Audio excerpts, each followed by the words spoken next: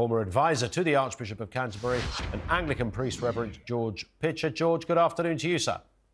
Good afternoon, Ian. Thanks for having me. Listen, I was just saying to a previous guest, I understand it. The church does get involved with social issues. What would be the point if you didn't? I understand that. But this does seem a rather extraordinary twist. The detail of this appears to be, certainly the headline, you might be able to tell me otherwise, that actually what is happening is the church are helping people they really shouldn't be helping. I see the headline across the bottom of the screen says, supporting bogus asylum claims.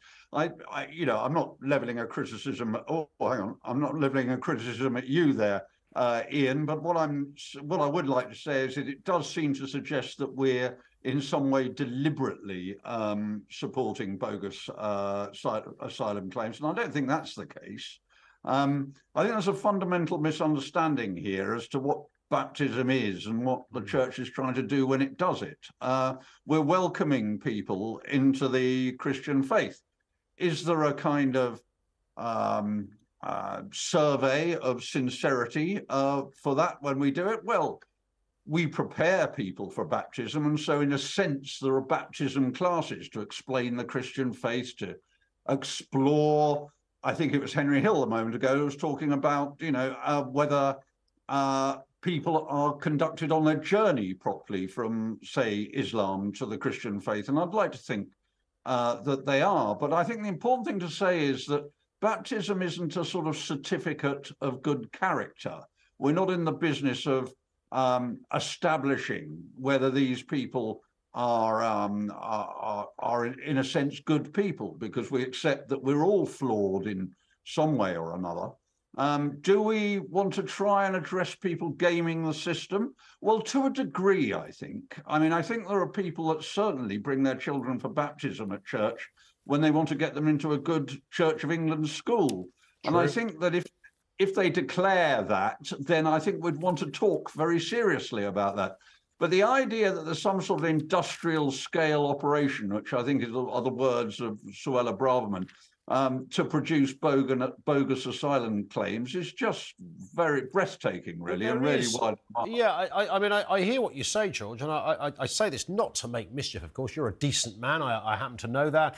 But we know that this chap that's on the run is a convert. He attempted to become registered and official twice, despite having a criminal record for something pretty awful. He tried a third time, but it seems it was the conversion to Christianity what did it. We also know that 40 of the people on the Bibby Stockholm, the floating barge, have converted to Christianity. 20 migrants in the Home Secretary's own constituency have converted to Christianity. I could help you out here. They're all bogus. Does that assist you? Well, I can promise you. I don't even have to be a man of the cloth. Every single one of them is swinging the lead. You know it, I know it, we all know it. I don't think I do know it, actually. Come on, you do, George. I have that intelligence at my fingertips, but even if I did have that intelligence at my fingertips, I think I'd want to say this is not my responsibility to vet asylum claims. That is the responsibility of the Home Office. But it is surely your responsibility to vet the authenticity of someone's claim to become a Christian. And if they're doing it because they can, stay in this country, rather than because they are ecclesiastically somehow embedded into a new faith, then that's not the right spirit to convert, is it? You don't want people like that in your church, George. Well, I'd have a sign over my church door saying "for sinners only," or "come one, come all." Well, I get that, but if there's clearly something going on here, you haven't got to be Columbo. You know this, don't you? Look, these are people that are going, if I convert to Christianity, that is my green light to be allowed to stay in the UK. That's not a good Christian. I don't think we have a responsibility for vetting asylum claims and deciding whether they're bogus or not. We have a responsibility for accepting people into our churches, to welcome them. OK, but does anybody fail the test? If somebody comes along, do you say, sorry, we've been through the process, we can't make you a Christian? To be. One of the things here, Ian, that I would like to say is that these former Home Secretaries are very often and people like them are very often blaming immigrants, refugees, those who come to this country for failing to integrate.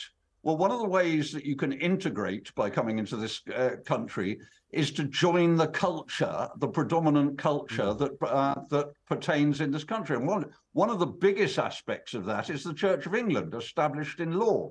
Or so, you could pretend that you're joining the biggest culture.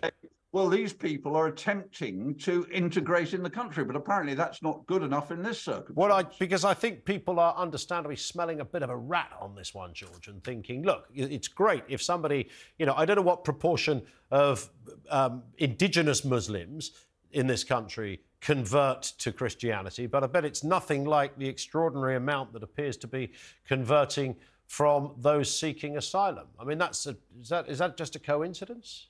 Well, I don't know. I mean, I heard Henry Hill refer to that a moment ago, and I mean, the person that crossed my mind was Ayan Hirsi Ali, a very high-profile Muslim who's actually journeyed through atheism to the Christian faith.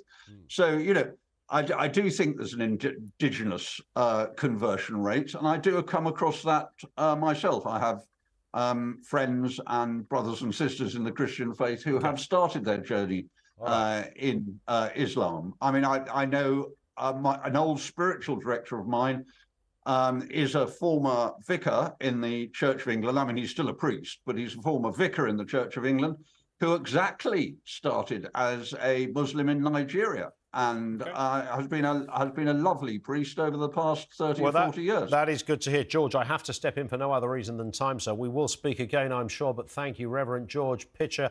He's former advisor to the Archbishop of Canterbury with us here on talkTV. And you can take from that conversation with George whatever you fancy. I think probably most of us will fall down on one side on that one if you had your brain in first gear. We asked you that question, whether you think the asylum system is fit for purpose.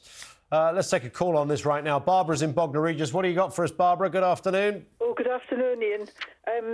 I think that Muslims converting to Christianity are as rare as hen's teeth. Yeah. It depends, of course. In different parts of the world, Muslims are different. But living amongst their own community in general here, I think, would be very impossible. And, I think that either the Reverend is naive or he's burying his head in the sand.